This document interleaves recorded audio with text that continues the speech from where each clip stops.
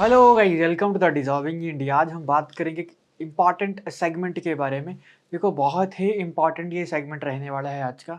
हर एक एग्ज़ाम पे पूछा जाता है फंडामेंटल राइट्स के बारे में, ठीक है? तो आज के इस सेशन में हम फंडामेंटल राइट्स को देखेंगे कि किस तरीके से हमारे पास फंडामेंटल राइट्स यहाँ पर इम्पॉर्टेंट हैं और क्या-क्या यहाँ पर बातें कही गई हैं। तो पहले इनको हम समझेंगे कि फंडामेंटल राइट्स है क्या, देन उसके बाद हम देखेंगे स्लाइड्स में हमारे लिए एक्स्ट्रा इन्फॉर्मेशंस क्या-क्या हैं। देखो, फंडामेंटल राइट्स की अगर बात कही जाए, देखो कुछ की पॉइंट्स याद रखा करो, ताकि की पॉइंट से क्या होता है, आपको हर एक चीज़ यहाँ पर याद होती है, बाकी तो ट्रांसलेशन ईज़ी से हो जाती है, ठीक है? देखो, पहले आपने याद रखना है कि हमारे जो फंडामेंटल राइट्स हैं, वो इनिशियली जो फंडामेंटल राइट्स जो थे, वो थे कितने हमारे पास? इनिशियली जो फंडामेंटल राइट्स हैं, वो थे 7, ठीक है? एक फंडामेंटल राइट्स को कम कर दिया गया through the 42nd amendment act 42nd amendment act 1976 के तहत एक फंडामेंटल राइट को कम कर दिया गया और वो फंडामेंटल राइट था क्या? Right to property. Right to property का आपके पास फंडामेंटल राइट्स था, जिसको रिमूव कर दिया गया 42वें संविधान संशोधन 1976 के द्वारा और इसको एडिट किया गया, added into the part 12 and article 300 A in the Indian constitution. Bharat के संविधान पार्ट 12 में याद रख लेना, पार्ट 12 और अनुच्छेद कौन सा? अनुच्छेद 300 ए या आर्टिकल 300 ए में इसको क्या कर दिया? मर्ज कर दिया गया and became the legal right, ठीक है? And made a legal right, इसको क्या बना दिया हमने? एक लीगल राइट यहाँ पर हमने इसको बना दिया, ठीक है? याद रख लेना, फंडामेंटल राइट्स का जो कॉन्सेप्ट था हमारे कॉन्स्टिट्यूशन में, जो हमारा बेसिक संविधान जो बना था, तो हमने फंडामेंटल राइट्स किसे लिए थे? फंडामेंटल जो राइट्स लिए थे हमने, वो लिए थे हमने आपके पास यूएसए के कॉन्स्टिट्यूशन से, ठीक है? ड्यूटीज़ ली थी हमने किससे? रूस से। और हमने फंडामेंटल राइट्स किससे लिए? यूनाइटेड स्टेट ऑफ अमेरिका के कॉन्स्टिट्यूशन से। हमने लास्ट ही सेशन में बात की है कि यूनाइटेड स्टेट ऑफ अमेरिका में जो गवर्नमेंट चलती है वो फेडरल फॉर्म ऑफ गवर्नमेंट है और इंडिया में हमारे पास quasi federal form of government चलती है। तो फंडामेंटल राइट्स जो लिए हमने वो यूनाइटेड स्टेट ऑफ अमेरिका के कॉन्स्टिट्यूशन से हमने क्या किया? इनको बोरो किया, ठीक है? अब उसके बाद अगर बात की जाए कि हमारे जो अब 6 फंडामेंटल राइट्स जो बचे हुए हैं, वो हैं कौन-कौन से, ठीक है? तो पहले आपने बात याद रखना है, पहला जो फंडामेंटल राइट्स है, वो है क्या? राइट टू इक्वालिटी, ठीक है? समानता का अधिकार हम जिसको कहते हैं। दूसरी अगर बात की जाए, राइट टू आपके पास किसके बारे में? फ्रीडम। कुछ हमें क्या है? फ्रीडम है, आज़ादियाँ हैं, ठीक है? तो राइट टू फ्रीडम हो गया। अगर तीसरे की बात की जाए तो राइट अगेंस्ट एक्सप्लॉइटेशन, ठीक है?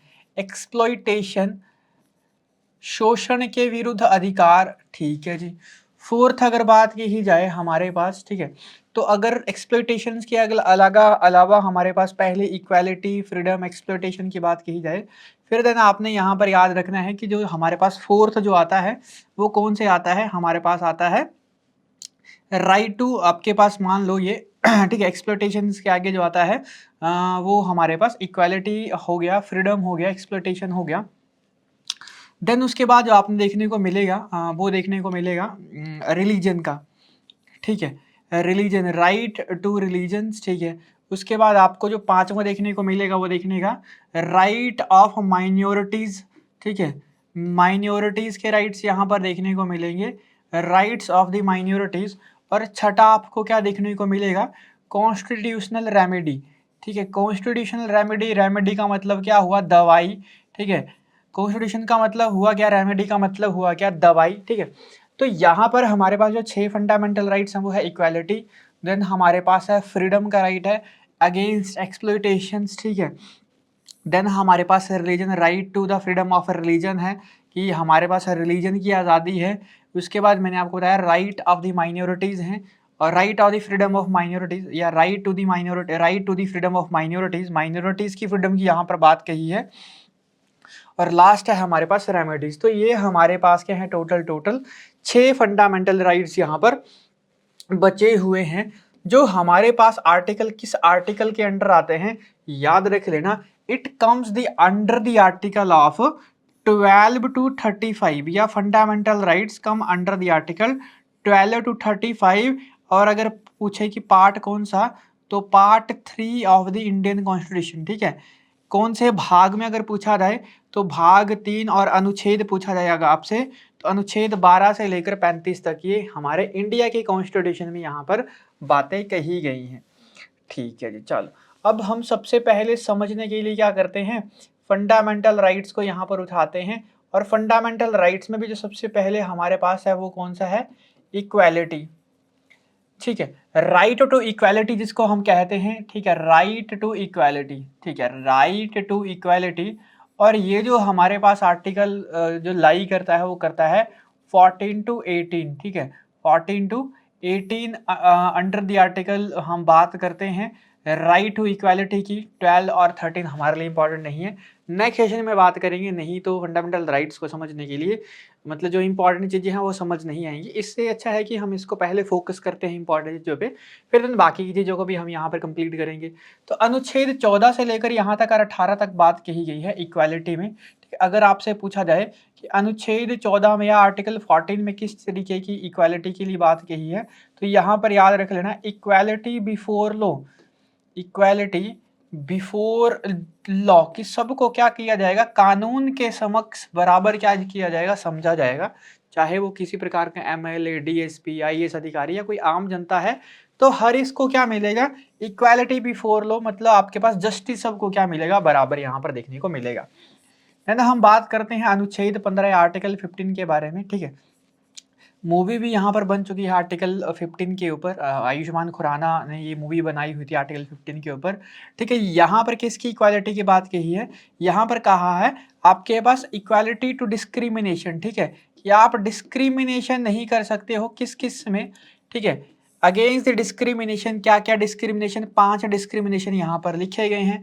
कौन कौन सा डिस्क्रिमिनेशन है याद रख लेना। पहला है रिलीजन, धर्म के आधार पर किसी से क्या नहीं कर सकते हो, डिस्क्रिमिनेट नहीं कर सकते हो।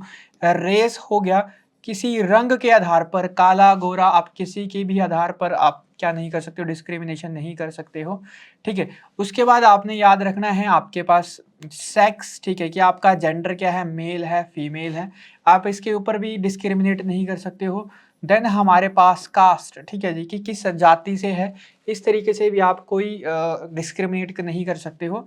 एंड प्लेस ऑफ बर्थ, ठीक है, और किस जगह पे किसी का जन्म हुआ है इसके आधार पर भी आप किसी अगेंस्ट डिस्क्रिमिनेशन नहीं कर सकते हो। तो 5 यहाँ पर इक्वालिटीज बताई हुई है अगेंस्ट डिस्क्रिमिनेशन ऑफ दी। ठीक है, क्या क्या मैंने आपको बात बताई, रिलीजन हो गया, रेस हो गया, सेक्स हो गया, कास्ट हो गया, और आपके पास जो लास्ट बात है प्लेस ऑफ बर्थ के बारे में। उसके बाद अनुच्छेद 16 में क्या बातें कही गई, आर्टिकल 16 में क्या बातें बोली गई, अपॉर्चुनिटीज, इक्वालिटी ऑफ अपॉर्चुनिटीज, ठीक है, equality of opportunities, opportunities, equality of opportunities in the public service, ठीक है, कि आप किसी भी पब्लिक सर्विस पे जाओ सबको क्या किया जाएगा, इक्वल ट्रीट किया जाएगा। ये जो उसके बाद जो रिजर्वेशन वगैरह है वो अलग है हमारे पास। फिलहाल यहाँ पर जो बात कही है आर्टिकल 16 में, कि क्या बात कही है कि हम क्या करेंगे, सबको इक्वल का क्या करेंगे, बराबर ट्रीट करेंगे पब्लिक सर्विस में। ठीक है, कि आप पब्लिक सर्विस में कोई भी यहाँ पर अप्लाई कर सकता है, अपॉर्चुनिटी सबको क्या देंगे, बराबर देंगे। आर्टिकल 17 बहुत ही इजी है, ठीक है, सिंपल, यहाँ पर बात कही है डिस्क्रिमिनेशन अगेंस्ट दी अनटचेबिलिटी। ठीक है, untouchability, discrimination against the untouchability, कि अनटचेबिलिटी, छुआछूत को किसी को भी प्रैक्टिस नहीं करना है। ठीक है, ये आपके पास क्या कहलाएगा, डिस्क्रिमिनेशन कहलाएगा। और आर्टिकल 18 में क्या बात कहा गया, abolition of the abolition abolition of the title. ठीक है, कि किसी को भी यहाँ पर टाइटल नहीं दिए जाएंगे, मतलब अपने नाम के आगे कोई भी टाइटल नहीं लगा सकता है, अपनी मन मर्जी से कोई भी उपाधि नहीं ले सकता है। और यही आर्टिकल 18 याद रख लेना, भारत रत्न और पद्मा अवार्ड्स, ठीक है, जो 1954 से दिए जाते हैं। ठीक है, याद रखना, भारत रत्न और पद्मा अवार्ड जो 1954 से दिए जाते हैं, comes under the article 18, comes under the article 18। ठीक है, ये भी किसके आर्टिकल के अंडर आते हैं, अनुच्छेद 18 के अंडर यहाँ पर ये आते हैं। तो ये हमने किसकी बातें की, फंडामेंटल राइट्स के सबसे पहले राइट्स के बारे में। ठीक है, जिसमें हमारे पास क्या था, कौन सा राइट था, राइट टू इक्वालिटी के बारे में यहाँ पर हमने क्या किया, डिस्कस किया। ठीक है, उसके बाद हम बात करते हैं किसके बारे में, सेकंड वन, ठीक है, हमारे पास क्या है, फ्रीडम, ठीक है, राइट टू फ्रीडम। अगर आपसे पूछा जाए कि किस किस का फ्रीडम है, तो आर्टिकल 19 से लेकर 22 तक, आर्टिकल 19 टू 22, ठीक है, किसके बारे में बात करता है, फ्रीडम के बारे में बात करता है। जिसमें जो सबसे पहले आर्टिकल 19 है उसमें क्या कहा गया है, फ्रीडम ऑफ स्पीच, बोलने का अधिकार, एक्सप्रेशन, थॉट्स, ठीक है, एंड प्रेस एटसेट्रा, ये सारी की सारी फ्रीडम यहाँ पर बातें हुई हैं आर्टिकल 19 में। अनुच्छेद 20 में क्या कहा है, protection in respect for the conviction of offence, ठीक है, protection in respect conviction for the offence, ठीक है, कुछ यहाँ पर ऑफेंस से रिलेटेड यहाँ पर बातें हुई हैं। आर्टिकल 21 में क्या कहा गया है, पर्सनल प्रोटेक्शन अगेंस्ट या protection against the personal life and liberty, protection against the, protection to the personal life and liberty, protection to the personal life and liberty, personal life और लिबर्टी की यहाँ पे फ्रीडम की बात कही है, freedom of personal life and liberty की बात यहाँ पर कही है कि पर्सनल लाइफ और लिबर्टी मतलब आज़ादी, आपको यहाँ पर फ्रीडम की बात कही है।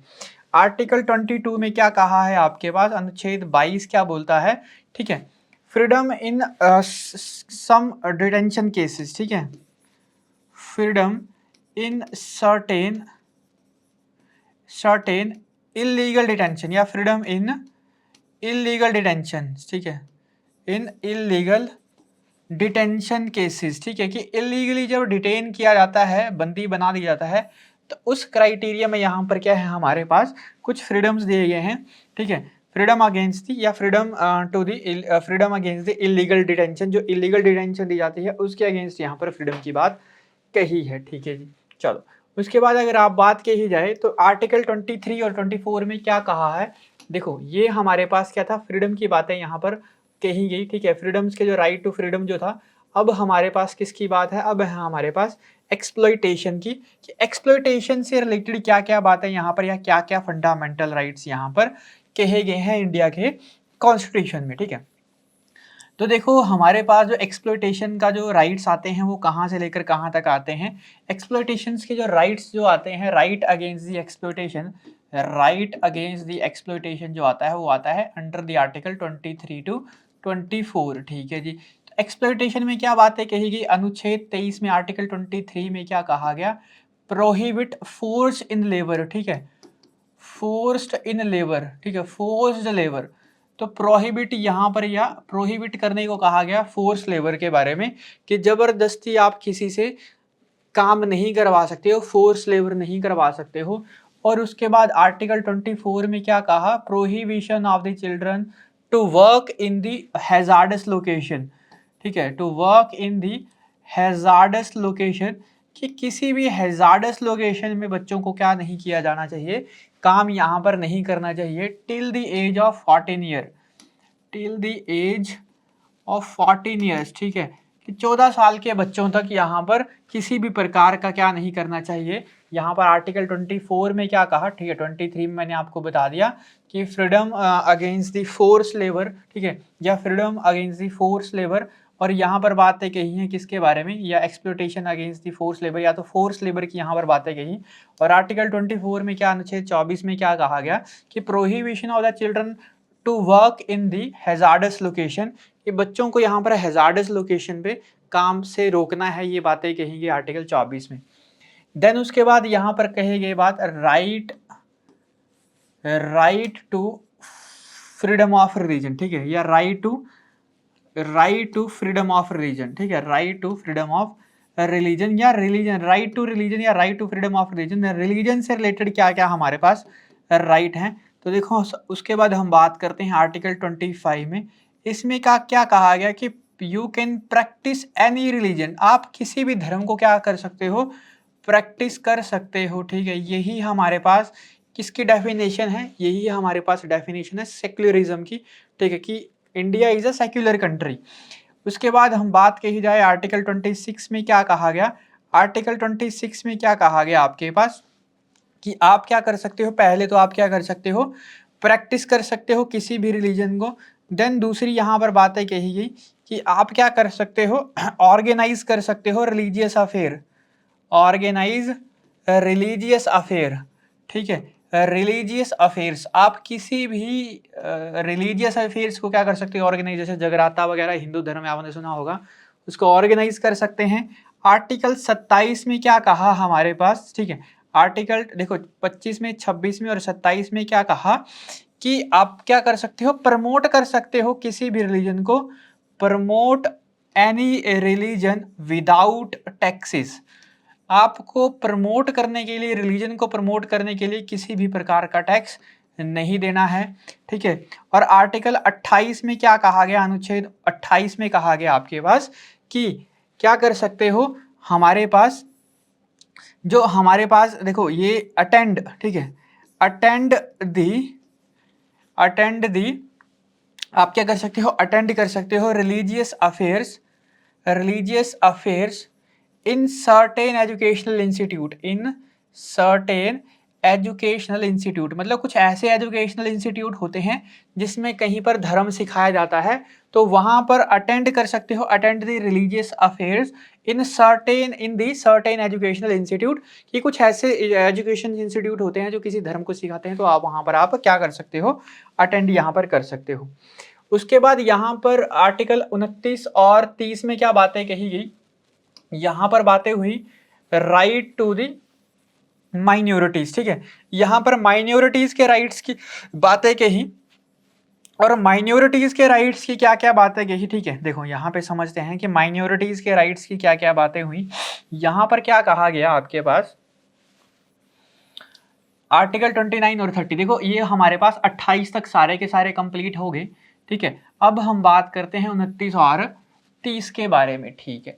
तो आर्टिकल 29 में पहले ऐसे लिख लो, right to the minorities, right of the minorities, ठीक है, राइट टू द माइनॉरिटीज, की माइनॉरिटीज के राइट्स क्या हैं, राइट टू द माइनॉरिटीज। पहले हमारे पास आर्टिकल 29 में हमारे पास किसके बारे में कहा गया, यहां पर क्या कहा गया कि देखो प्रोटेक्शन ऑफ माइनॉरिटीज, की हमने क्या करना है, माइनॉरिटीज को प्रोटेक्ट करके रखना है, protections of the minorities, minorities के लिए हमने, माइनॉरिटीज क्या है हमारे पास, मेजोरिटी में हिंदू और माइनॉरिटी में है बाकी के रिलीजन, तो रिलीजन के आधार पे, ठीक है, रिलीजन के आधार पे क्या किया जाता है, माइनॉरिटी को डिफाइन किया जाता है, ठीक है, नंबर ऑफ पर्सन के हिसाब से नहीं, आपके पास माइनॉरिटीज और मेजोरिटी को डिफाइन करते हैं, नहीं तो अगर ऐसा हुआ तो कल तो ऐसे मुस्लिम या कोई और रिलीजन आपके पास क्या हो जाएगा, ज़्यादा हो जाएगा, तो वो मेजोरिटी में आ जाएगा, ऐसा नहीं है, याद रखना रिलीजन के हिसाब से मेजोरिटी और माइनॉरिटी क्या होती है, डिफाइन होती है, ठीक है। तो यहाँ पर बात है कही प्रोटेक्शन ऑफ द माइनॉरिटीज, और आर्टिकल 30 में 30 में क्या कहा गया आपके पास, अटेंड या ठीक है, ओपन या ऐसे लग सकते हो यहाँ पर, established and administration educational institute, ठीक है, एजुकेशनल इंस्टीट्यूट, कि अपने एजुकेशनल इंस्टीट्यूट को क्या कर सकते हैं, इस्टेब्लिश कर सकते हैं, एंड उनको क्या कर सकते हैं, एडमिनिस्ट्रेशन यहाँ पे कर सकते हैं। तो established and administration the educational institute by the minorities, ठीक है, कि वो आपके पास माइनॉरिटीज। उसके बाद आर्टिकल 32 इंपॉर्टेंट है हमारे पास, अगर आपका क्या हो, इन सारे के सारे फंडामेंटल राइट्स को अपनाए नहीं जाए तो इसको क्या कहते हैं हम, फिर remedy of the Indian, remedy of the fundamental rights, कि इसके अकॉर्डिंग अनुच्छेद 32 के अकॉर्डिंग क्या होगी, यहाँ पे कार्रवाई देखने को मिलेगी। इसीलिए भीमराव अंबेडकर ने इस आर्टिकल 32 को क्या कहा, heart and soul of the constitution, heart and soul of the constitution, यहाँ पर बात कही किस, अनुच्छेद 32 को। अब अगर ऐसा कुछ हो, अगर फंडामेंटल राइट्स ब्रीच हों, ठीक है, कि अगर फंडामेंटल राइट्स को क्या कर दिया गया, मान लिया कि इनमें से किसी भी फंडामेंटल राइट्स की आप बातें नहीं मानी गई, तो फंडामेंटल राइट्स जो क्या किए जाते हैं, गारंटीड, ठीक है, guaranteed by the supreme court, ठीक है, गारंटी किसके द्वारा होती है, सुप्रीम कोर्ट के द्वारा क्या होती है, गारंटी हो सकती है, मतलब गारंटी दी जाती है, but writ issued but writ can be issued by the writ can issue by the Supreme Court and the High Court, ठीक है, सुप्रीम कोर्ट और हाई कोर्ट के पास क्या होती हैं, supreme court and high court have power to, कि किसकी पावर होती है कि क्या कर सकते हैं, टू इश्यूज अ रिट्स, ठीक है, कि रिट्स को ये इशू कर सकते हैं। और there are 5 types of writs in the Indian constitution, 5 प्रकार की रिट्स की यहाँ पर बातें कही गई हैं भारत के संविधान में, ठीक है। और सुप्रीम कोर्ट को क्या कहा गया, आप अनुच्छेद आर्टिकल 32, ठीक, अनुच्छेद 32 के according, according to the article 32 supreme court can issue the writs, ठीक है, and according to the article 226, ठीक है, अनुच्छेद 226 के तहत high court can issue the writs, की अनुच्छेद 226 के तहत जो रिट्स जारी कर सकता है वो जारी कर सकता है हाई कोर्ट।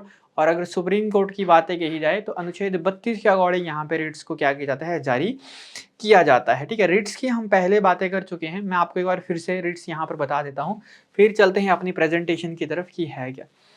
देखो रिट्स मैंने आपको बताया 5 टाइप की रिट्स होती हैं, जिसमें से सबसे पहली होती है हैबियस कॉर्पस। हैबियस कॉर्पस का मतलब अगर आपसे बात कही जाए कि इस हैबियस कॉर्पस का मतलब है क्या, इसका मतलब है to have the body of, to have the body of, ठीक है, to have the body of. इस हैबियस कॉर्पस का मतलब है क्या कि to have the body of क्या किया जाता है, issued by the high court या तो लोअर कोर्ट, ठीक है, इशू बाय द, या आपके पास क्या कर सकते हैं, issues by the high court और issue by the high court और सुप्रीम हाई कोर्ट और सुप्रीम कोर्ट, किसके द्वारा ये की जा सकती हैं, सुप्रीम कोर्ट और हाई कोर्ट के द्वारा, व्हेन, जब हो क्या हमारे पास इलीगल डिटेंशन हो, इलीगल डिटेंशन, जब इलीगल डिटेंशन देखने को मिलेगी, ठीक है, तो रिट कौन सी जारी होगी, हिबस कॉर्पस रिट जारी होगी। जब क्या होगा, व्हेन इलीगल डिटेंशन यहाँ पर देखने को मिलेगी, तो किसके खिलाफ यहाँ पर ये रिट जारी की जा सकती है, मतलब किस के लिए, तो ये सुप्रीम कोर्ट और हाई कोर्ट जारी कर सकता है। और किसके खिलाफ यहाँ पर, इलीगल डिटेंशन के खिलाफ यहाँ पर ये हैबियस कॉर्पस, यहाँ पर इसका मतलब होता है to have the body of, ये हमारे पास रिट जारी होती है। दूसरा हमारे पास जो रिट है वो है मैंडेमस। मैंडेमस, देखो मैंडेमस का मतलब होता है वी कमांड। इसमें क्या कहा गया कि अगर कोई पब्लिक ऑफिशियल या पब्लिक अथॉरिटी का कोई बंदा अपने काम करने के लिए रिफ्यूज कर रहा है या वो अवेलेबल नहीं है उस टाइम पे, तो उस टाइम पे क्या होगी, ये रिट जारी होगी, ठीक है। तो this writ can be issues by the, this writ can be issues by the high court और supreme court against the public official, against the public official who refuse to do his duty, ठीक है, कि जो अपनी duty को करने के लिए क्या करे, रेफ्यूज करे, उसके अगेंस्ट ये मैंडेमस आपके पास क्या होती है, रिट जारी होती है। देन हम बात कही जाए किसके बारे में, मैंडेमस के अलावा हमारे पास एक और रिट यहाँ पर देखने को मिलती है जिसका नाम होता है सैरिटोरेरी करके, सैरिटोरेरी करके। पर इसका मतलब होता क्या है, टू बी सर्टिफाइड, सरसरी भी इसको पढ़ते हैं, ठीक है, to be certified. To be certified का मतलब होता क्या है, इसको हाई कोर्ट या सुपीरियर कोर्ट के द्वारा, या याद रख लेना, इसको इशू कौन करता है, issues by the high court या हायर कोर्ट टू, ना हाई कोर्ट नहीं, higher court to lower court. High court से इसको लोअर कोर्ट में क्या किया जाता है, इशू किया जाता है by the higher court to the lower court. If, यदि हो क्या आपके पास, ठीक है, मैंने आपको क्या बोल रहा हूँ, सैरिटोरिया सरसरी जिसको हम कहते हैं, इसका मतलब होता है to be certified. To be certified का मतलब होता क्या है कि अगर आपके पास क्या है कि किसी भी आपके पास ज्यूरिसडिक्शन या किसी भी केस को अगर अच्छे से सॉल्व नहीं कर पा रहे हैं, तो उस केस को क्या कर दो, या तो ट्रांसफर कर दो या तो क्वैश कर दो, क्वैश मतलब रोक दो, ताकि जो अकाउंटेबिलिटी है सुप्रीम कोर्ट या हाई कोर्ट की वो बनी रहे, और एक बिल्कुल आपके पास एक पार्शियल तरीके से क्या मिले, एक न्याय मिले, ठीक है। तो issues by the higher court to lower court to, या आपके पास either transfer the case either transfer the case और क्वैश द केस, ठीक है, क्वैश द सर्टेन केस, कुछ केसेस में, ठीक है, क्वैश द सर्टेन केसेस, या तो वो क्या कर दे, आइदर क्या कर दे, ट्रांसफर और क्वैश द सर्टेन केसेस, ठीक है, विच is not in it's jurisdiction, ठीक है, या मतलब ट्रांसफर तो उसके जुरिडिक्शन के ही अंडर होगा, तो यहाँ पर इतना लिख सकते हो कि आपके पास क्या है कि इसको या तो रोक दे या तो क्या कर दे, आपके पास ट्रांसफर कर दे, ताकि क्या हम कर सके, accountability of the supreme court और high court will be maintained, ठीक है, कि अकाउंटेबिलिटी क्या रहे, मेंटेन रहे, तो accountability of the high court and supreme court will be maintained, इससे क्या रहेगी, अकाउंटेबिलिटी बढ़ती रहे, मतलब रहेगी। उसका जो हमारे पास फोर्थ जो रिट है उसका मतलब हमारे पास वो जो है उसका नाम क्या है, प्रोहिबिशन, ठीक है, प्रोहिबिशन का मतलब क्या हुआ हमारे पास, टू फॉरबिड, ठीक है, टू फॉरबिड का मतलब हुआ क्या कि आप क्या कर दो, प्रोहिबिशन से याद रख लो, प्रोहिबिट कर देना। तो इसमें भी क्या किया जाता है, issues by the higher court to lower court, ठीक है, हायर कोर्ट से लोअर कोर्ट में इसको जारी किया जाता है, क्या करने के लिए, to stop the jurisdiction, to stop the jurisdiction, ठीक है, to stop the jurisdictions in certain case which is not in its jurisdictions, ठीक है, जो उसके अधिकार में नहीं आता है उसको क्या कर दे, इस केस को यहाँ पर सुनवाई बंद कर दे, और केस कहाँ पर चला जाएगा, वो हायर कोर्ट के पास यहाँ पर चला जाएगा। फिर फिफ्थ वन है हमारे पास, जो लास्ट हमारे पास आती है वो आती है क्यू वारंटो, ठीक है, इस क्यू वारंटो का मतलब है क्या, बाय बट अथॉरिटी ऑफ, ठीक है, क्यू वारंटो का मतलब है क्या, बाय बट अथॉरिटी ऑफ, कि आप किस अथॉरिटी से क्या कर रहे हो, इसके ऊपर, इस संस्थान के ऊपर या इस संस्था के ऊपर बैठे हुए हो, तो ये क्या की जाती है, इशूड बाय द कोर्ट, किसी भी कोर्ट के द्वारा यहाँ पर इसको इशू किया जाता है, to public, to to private person, ठीक है, किसके against, to against the private person who has no right, who has no right, जिसके पास राइट नहीं होते हैं, to who has no right, उसके पास राइट नहीं होते हैं, किसके राइट नहीं होते हैं, ठीक है, who has no right to attain public official या अटेन पब्लिक सीट, ठीक है, किस या सर्टेन पब्लिक सीट, ठीक है, जो हमारे पास एक मान लो कोई सीट है उसके ऊपर अगर अधिकार नहीं है, तो किसी भी प्रकार का पब्लिक ऑफिशियल उस सीट पे जाकर अपने मतलब काम नहीं कर सकता है। तो ये सारी की सारी बातें हैं फंडामेंटल राइट्स और रिट्स के बारे में।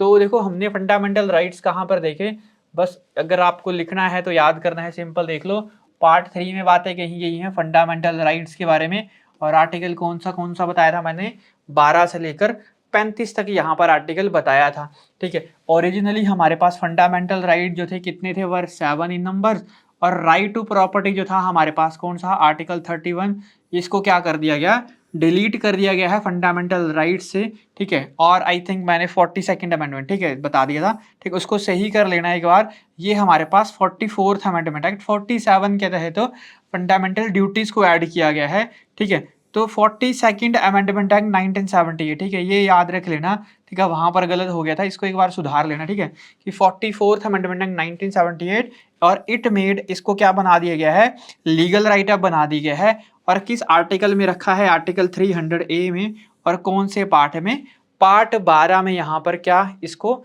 ट्रांसफर हमने कर दिया है। सबसे पहले हमारे पास राइट टू इक्वालिटी जो अनुच्छेद 14 से लेकर आर्टिकल 14 से लेकर 18 तक बातें करता है। आर्टिकल 14 में क्या कहा गया, इक्वालिटी बिफोर लॉ, की सबको क्या दिया जाएगा, बराबरी का अधिकार दिया जाएगा। आर्टिकल 15 में क्या कहा गया, प्रोहिबिशन ऑफ डिस्क्रिमिनेशन, ठीक है, कि इन डिस्क्रिमिनेशन को रोक दो, किस किस से related, on the ground of religion, धर्म, ठीक है, रेस, किसी रंग भेदभाव से, कास्ट, ठीक है, आपके पास कास्ट का मतलब क्या हुआ, कास्ट का मतलब मैंने आपको बताया जाति, सेक्स मतलब आपके पास लिंग क्या है, and then place of birth के बारे में यहाँ पर बातें हुई।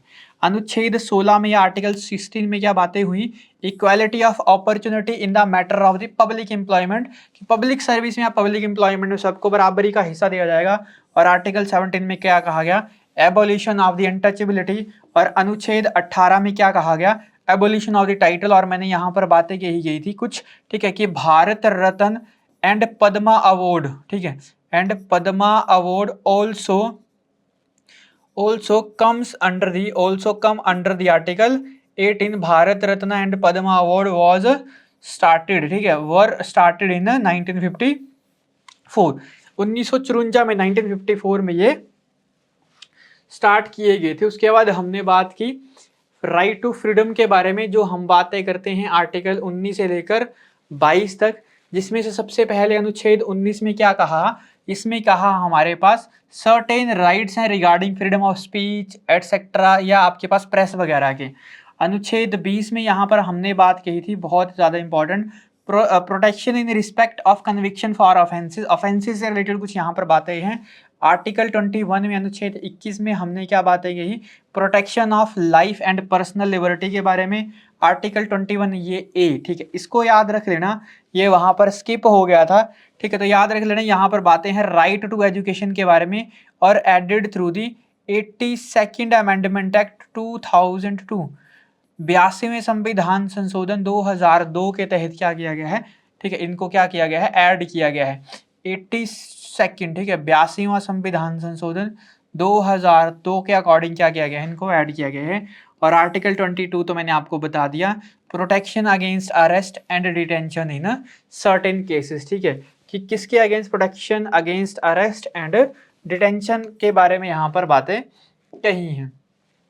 उसके बाद हम बात करते हैं राइट अगेंस्ट एक्सप्लॉयटेशन की। अगर बातें कही जाए तो 23 और 24 में बातें हुई हैं एक्सप्लॉयटेशन की, जिसमें अनुच्छेद 23 में क्या कहा गया है, prohibition of the force labour, ठीक है, यहाँ पर फोर्स लेबर को जबरदस्ती आप किसी से काम नहीं करवा सकते हो। और आर्टिकल 24 में क्या कहा गया है, prohibition of employment of children in hazardous location, ठीक है, till the age of 14 years. Right to freedom of religion की बात है ना, right to freedom of religion की बात अगर यहाँ पर कही जाए तो अनुच्छेद 25 से लेकर 28 तक यहाँ पर बातें हैं। यहाँ पर क्या कहा गया है, फ्री प्रैक्टिस, ठीक है, आप किसी भी धर्म को प्रैक्टिस कर सकते हो, ठीक है। आर्टिकल 26 में क्या कहा आपसे कि आप मैनेज कर सकते हो रिलीजियस अफेयर्स को। मैनेज का मतलब क्या हुआ, आप ऑर्गेनाइज कर सकते हो किसी भी प्रकार का रिलीजियस अफेयर्स, ठीक है, मतलब किसी प्रकार के धर्म को आपके पास क्या कर सकते हो, रिलीजियस अफेयर्स, आप त्यौहार वगैरह उसका सेलिब्रेट कर सकते हो। आर्टिकल 727 में क्या कहा गया, विदाउट टैक्सेस, यहाँ पर बातें कही है, promotion of the religion without taxes, आप किसी भी धर्म को प्रमोट कर सकते हो बिना किसी टैक्स दिए हुए।